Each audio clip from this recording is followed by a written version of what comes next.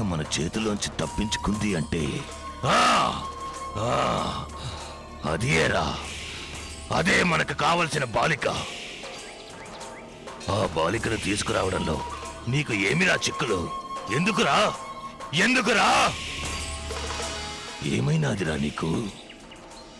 చెప్పిన పని పూర్తి చేయడం చేత కాదా? క్షమించాలి గురుదేవా, మంత్రశక్తులు ఉపయోగించకుండా ఆ పిల్లని తీసుకురావడం కష్టం. ఏం చేయమంటారు?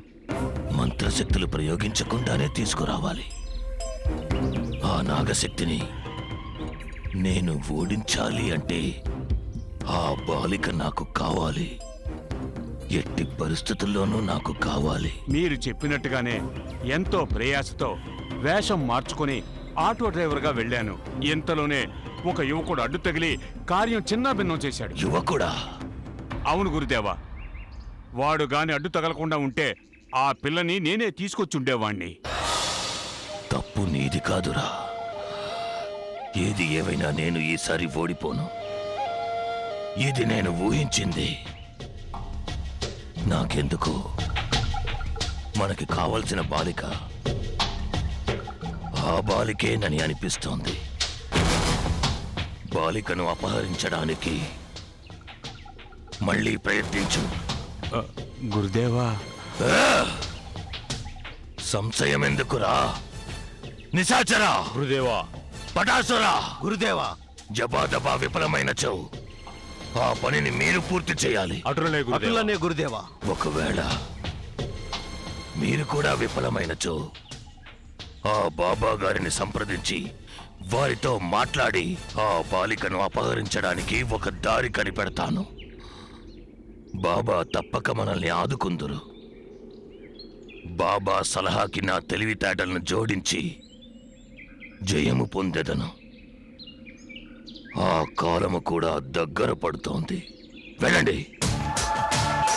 ఆ పిల్ల దొరకాలి. నర్మదను బలి ఇవ్వాలి. ఆ నాగశక్తిని అంతం చేసి పూర్ణిమ ఆత్మ ఉన్న బొమ్మను చేజిక్కించుకోవాలి. ఆ బొమ్మను గురువు అమర్చిన అదే స్థానంలో మనము అమర్చాలి. ఇది అంతయు గురువు పాతాళ దీక్ష నుండి బయటికి వచ్చే లోపు జరగాలి. ఇందులో ఎలాంటి పొరపాటు జరిగినా మనము గురువు కోపానికి గురవ్వాల్సిందే. వారి చేతుల్లో మాడి మసైపోవాల్సిందే. మనము కలిసికట్టుగా ఉంటే విజయం సాధించవచ్చు.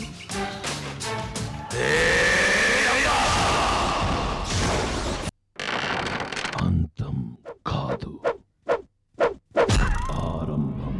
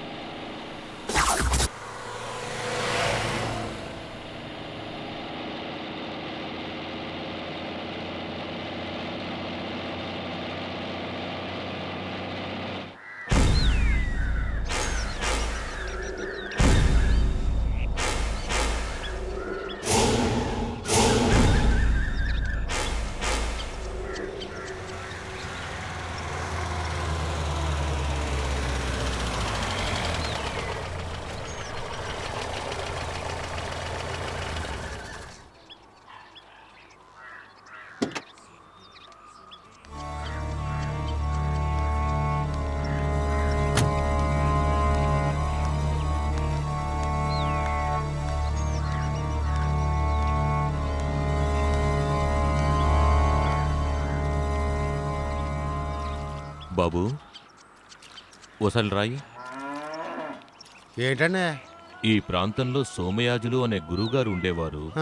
వారి ఇల్లు ఎక్కడో తెలుసా నీకు? అది పాడుపడి చాలా ఏళ్ళు అయిపోయిందండి. అక్కడ ఎవరో ఉండరు.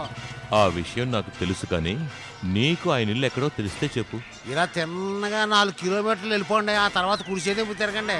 అక్కడ అడవి వద్దండి. ఆ అడవిలో 1 కిలోమీటర్లు అండి భైరవకోన వద్దండి. ఆయన ఇల్లు అక్కడే ఉందా? అవునండి, అక్కడే ఉంది. వస్తాను. హాయ్.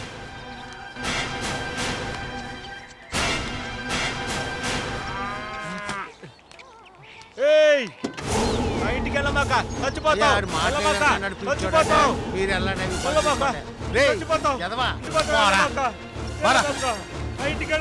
అయ్యారా మీరు వెళ్ళండి. చచ్చిపోతావు.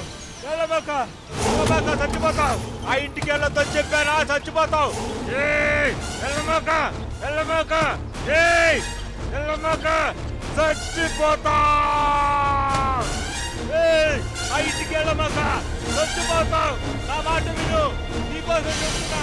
ఏయ్ వెళ్ళమాక, ఆ ఇంటికి వెళ్ళావంటే నువ్వు చచ్చిపోతావు. నా మాట విను, ఆగు. ఏయ్ నా మాట విను, ఆగు. ఏయ్ వెళ్ళొద్దు, చెప్పేది విను, నా మాట విను. ఏయ్ ఆగు. ఆ ఇంటికి వెళ్ళమాకురా, చచ్చిపోతా. ఏయ్. పాపం.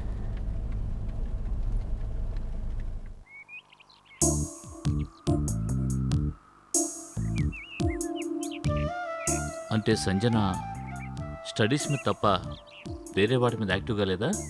నోనో, అలాంటిదేం లేదండి. She's a brilliant student. She's also good in sports and culturals. But డిప్రెషన్కి మొదటి స్టేజ్లో ఉంది. చూడండి సార్, మీ ప్రాబ్లమ్స్ మీకుంటాయి, అవి మాకు తెలుసు, కానీ తనకు తెలియదు కదా. సంజన వెల్విషర్గా చెప్తున్నాను. తను సంతోషంగా ఉండాలంటే సంజన మీతోనే ఉండాలి. చిన్నపిల్లలందరికీ కన్నవాళ్లతో కలిసుండాలనే ఆశ ఉంటుంది. అది నెరవేరకపోతే ఒక్కొక్కళ్ళు ఒక్కో రకంగా రియాక్ట్ అవుతారు. ముఖ్యంగా తల్లి లేకుండా తండ్రికి దూరంగా ఉండే పిల్లలకి ఆ బాధ మరీ ఎక్కువగా ఉంటుంది. అవునండి, సంజన అయిన వాళ్ల ప్రేమ కోసం పరితపించిపోతోంది.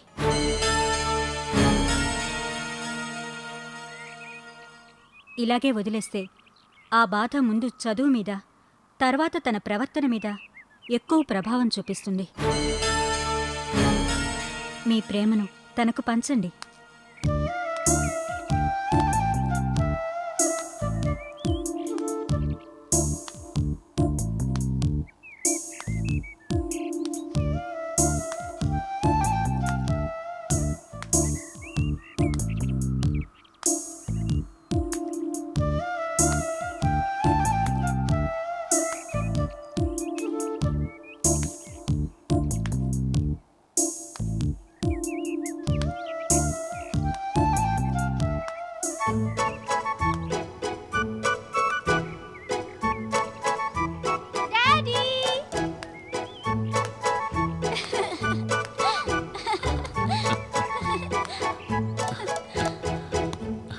ఏంట్రా?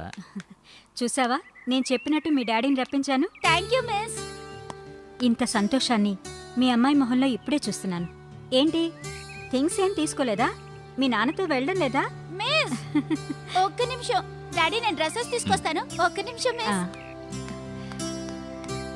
రవీంద్ర గారు, మీరేమనుకోరంటే నాదో చిన్న సలహా. చెప్పండి.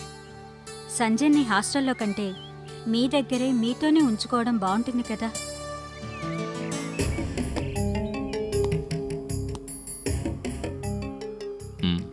నిజమే, కానీ ప్రస్తుతం అది వీలు పడతాం. Okay, I think for an alternative. ఏదో ఒకటి త్వరగా చేస్తే మంచిదండి. She's very intelligent and active. తనెప్పుడూ సంతోషంగా ఉంటే చాలా బాగుంటుంది. I understood.